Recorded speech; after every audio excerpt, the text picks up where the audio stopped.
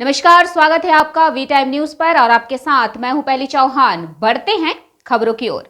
लोकसभा चुनाव के चौथे चरण के चुनाव प्रचार के आखिरी दिन बेगूसराय के फर्टिलाइजर मैदान में यूपी के मुख्यमंत्री योगी आदित्यनाथ पहुंचे, जहां उन्होंने लालू यादव और कांग्रेस पर जमकर निशाना साधा। इस अवसर पर उन्होंने कहा कि बेगूसराय इसलिए आया हूं कि 500 वर्षों के इतिहास को समाप्त कर अयोध्या में राम लला की स्थापना करने के कारण सर्वाधिक खुशी मां जानकी की भूमि के नाते होने के कारण आपको हुई है। अयोध्या में रामलला की मूर्ति की स्थापना करने का काम हो या फिर दुनिया के अंदर भारत का सम्मान दिलाने का काम हो, भारत की सुरक्षा को पुख्ता करने का काम हो या भारत के अंदर आतंकवाद और नक्सलवाद को आतंकवाद की समस्या को अस्थायी समाधान करने का काम हो, सरकार ने किया है। जब देश में कांग्रेस और लालू की सरकार थी तो देश में आतंकवाद की घटना होती थी तो सरकार कार्रवाई के बदले कहती थी कि आतंकवाद सीमा पार से है, लेकिन मोदी की सरकार में सीमा पार से आतंकवाद नहीं, कोई जोर से पटाखा भी नहीं फूटता है और अगर फूटता भी है तो पाकिस्तान को सफाई देनी पड़ती है। जब मजबूत सरकार होती है तो ऐसा ही होता है, लेकिन जब मजबूर सरकार होती है। उन्होंने कहा कि यह चुनाव राम भक्तों और राम द्रोहियों के बीच चुनाव है।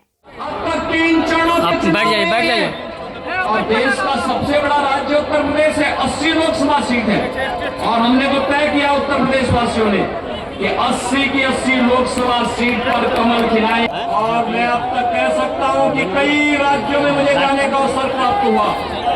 एक ही स्वर गूंज रहा है और वह है फिर एक बार मोदी सरकार, फिर एक बार मोदी सरकार, अब की बार, अब की बार।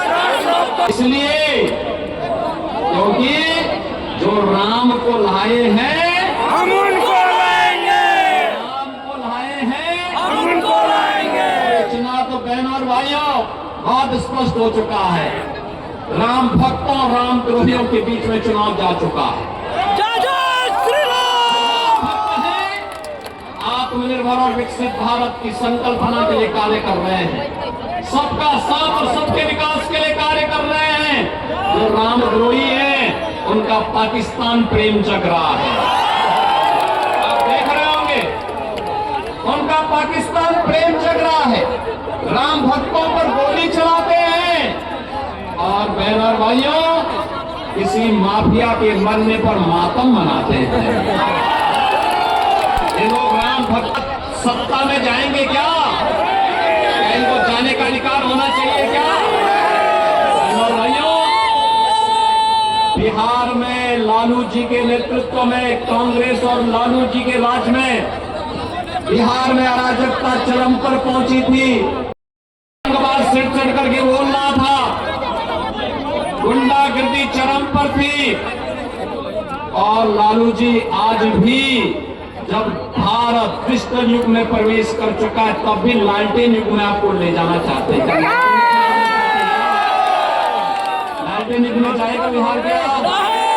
तो डिजिटल युग में जाना है और हम उस डिजिटल युग में प्रवेश कर चुके हैं। इसलिए नए भारत का नया बिहार बनाना है और आत्मनिर्भर और विकसित भारत बना है। माँ गंगा का आशीर्वाद भी है और साहित्य की देवी, ज्ञान के अधिष्ठात्री देवी मां सरस्वती जिनके स्वर में गूंजती थी, ऐसे महान कवि की इस पावन धरा को कोटि कोटि नमन भी कर लो और आपका आह्वान भी कर लो। देखो आपके द्वारा चुना गया प्रतिनिधि, आपका सांसद विकास भी कराया और बिना रुके, बिना डिगे, बिना थके, बिना झुके विकास भी कराया और मूल्य और आदर्शों के साथ आपके लिए लड़ता भी रहा, कार्य करता रहा। ऐसे प्रतिनिधि बार बार चुने जाने चाहिए। चुने जाने चाहिए कि नहीं चुने जाने चाहिए? चुने जाएंगे ना भाइयों। चुनाव के दौरान जनप्रतिनिधि से ये उम्मीद करना कि घर घर जाए, संसदीय क्षेत्र बहुत बड़ा होता है, बहुत कठिन होता है, क्योंकि वे प्रदेश के देश के बड़े नेता हैं, कई जगह उनको जाना होता है।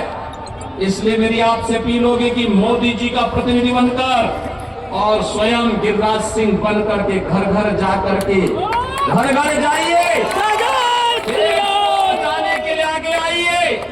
एक कांग्रेस और आरजेडी का गठबंधन भारत के विभाजन की नींव तैयार कर रहा है। बाबा साहब भीमराव अंबेडकर के द्वारा बनाए गए संविधान में ओबीसी SC ST के आरक्षण पर सेंध लगाने की तैयारी कर रहा है। और यह छूट इनको कतई मत देना, क्योंकि बाबा साहब भीमराव अंबेडकर ने कहा था कि धार्मिक आधार पर हिंदुस्तान में आरक्षण नहीं हो सकता है, और यह आरक्षण हमें धार्मिक आधार पर नहीं होने देना चाहिए। लालू जी के स्वर पर फूटी पड़े हैं कि सभी मुसलमानों को ओबीसी का आरक्षण मिलना चाहिए। अगर ओबीसी का आरक्षण आप उनको दे देंगे तो फिर हमारा ओबीसी कहां जाएगा, कहां जाएगा? ये आरक्षण को राजेंद्र सच्चर कमेटी बना करके पहले ही सेंध लगाने, फिर भारत का दुनिया के अंदर सम्मान दिलाने हो तो यहाँ पे गिरिराज जी का करिश्मा भी आपने देखा। कारखाना 20 वर्षों से बंद कारखाना फिर से चालू हुआ, और यहाँ की रिफाइनरी भी आज इसका विस्तार इस रूप में कर दिया गया कि नए रूप में आपके सामने आई है।